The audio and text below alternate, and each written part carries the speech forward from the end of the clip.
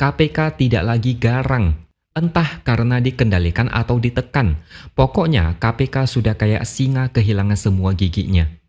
Nggak berani sembarangan menggigit, apalagi ini menyangkut nama keluarga Jokowi.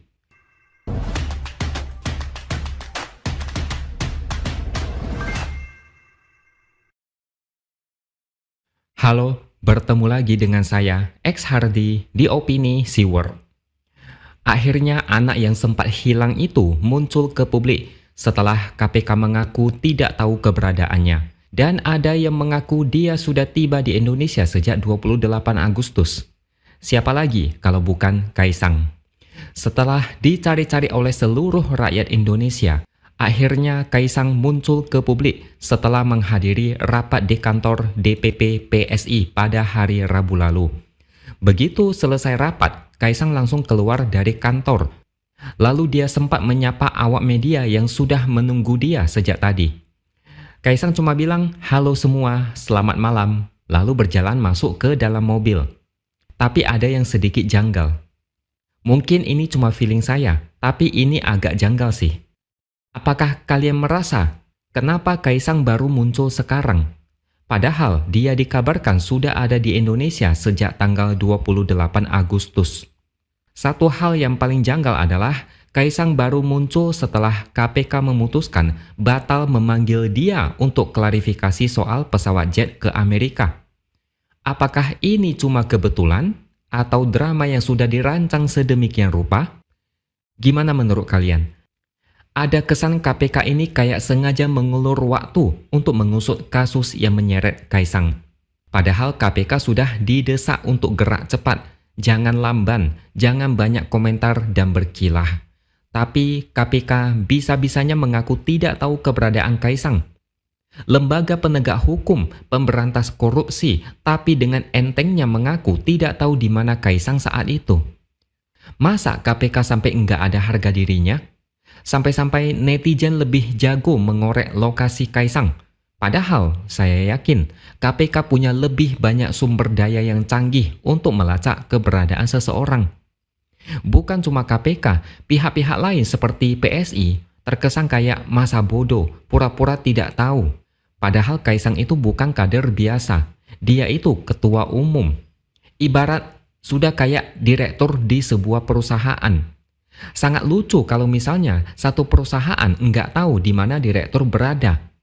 Hanya orang bodoh yang menelan mentah-mentah drama yang disajikan kepada publik. Ketika KPK batal memanggil Kaisang, akhirnya dia muncul. Setidaknya dia aman sekarang, tidak perlu mendatangi KPK lagi. Karena banyak orang yakin, begitu seseorang dipanggil KPK, image-nya menjadi buruk meskipun statusnya belum jelas.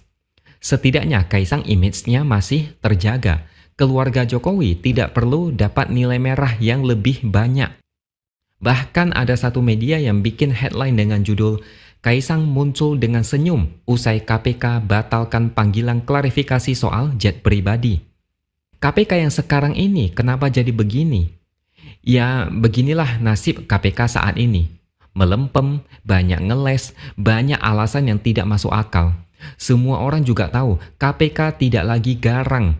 Entah karena dikendalikan atau ditekan. Pokoknya KPK sudah kayak singa kehilangan semua giginya. Nggak berani sembarangan menggigit, apalagi ini menyangkut nama keluarga Jokowi. Kalau memang misalnya ini adalah drama, ya silakan main terus. Kebenaran akan terkuak cepat atau lambat.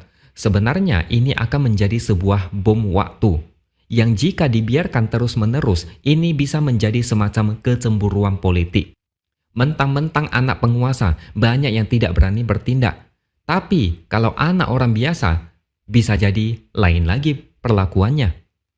Baru-baru ini Mahfud MD bikin satu cuitan di Twitter yang menurut saya menarik. Mahfud bilang, tidak ada yang bisa memaksa KPK untuk memanggil Kaisang. Tergantung itikat KPK saja. Tapi kalau alasannya karena Kaisang bukan pejabat, ada dua hal yang perlu diperhatikan. Yang pertama, banyak korupsi yang terlacak setelah anak atau istrinya yang bukan pejabat diperiksa. Contohnya adalah Rafael Alun yang ketahuan korupsi setelah anaknya ditangkap. Gara-gara kasus penganiayaan, anaknya ditangkap, Gaya hidup suka flexing, hartanya dilacak, ternyata hasil korupsi. Rafael divonis 14 tahun penjara dan denda 500 juta dan harus membayar uang pengganti sebesar 10 miliar. Yang kedua, kalau alasan hanya karena bukan pejabat, lalu dianggap tidak bisa diproses, maka nanti setiap pejabat bisa mengakali gratifikasi. Dia bisa meminta pemberi gratifikasi untuk menyerahkan ke anak atau keluarganya. Kalau ini terjadi, gratifikasi akan semakin marak. Ini yang bahaya. Pejabat bisa memanfaatkan saudara atau kerabat yang bukan pejabat untuk menerima hasil gratifikasi. Aman tidak bisa dipanggil KPK. Ini tidak boleh terjadi. Sebenarnya, penjelasan Mahfud MD ini sudah jelas. Dia seolah mau menyindir KPK ini banyak alasan. Alasannya tidak bermutu, terkesan mau membodohi masyarakat yang tidak tahu apa-apa. Masyarakat pun sekarang sudah lumayan cerdas.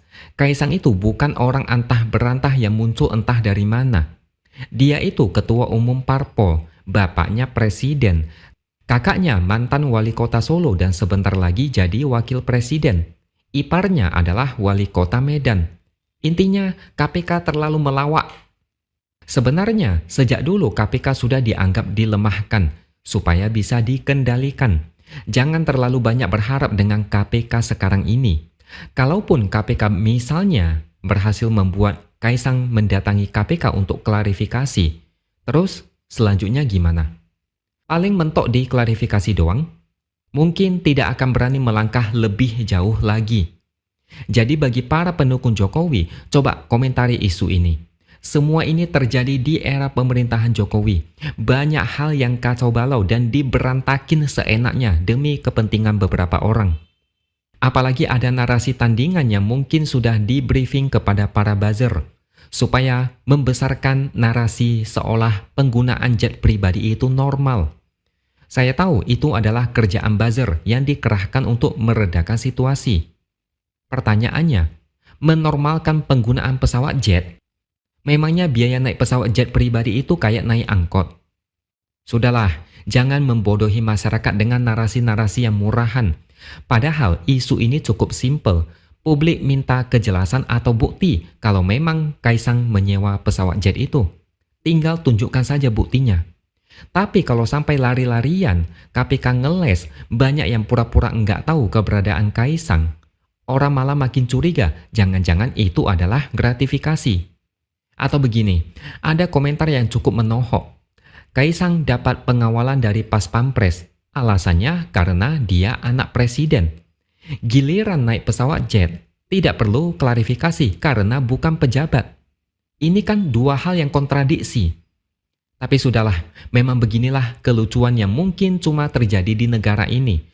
Bahkan ada sindiran, saking uniknya, bahkan seorang presiden harus mencarikan pekerjaan untuk anak-anaknya.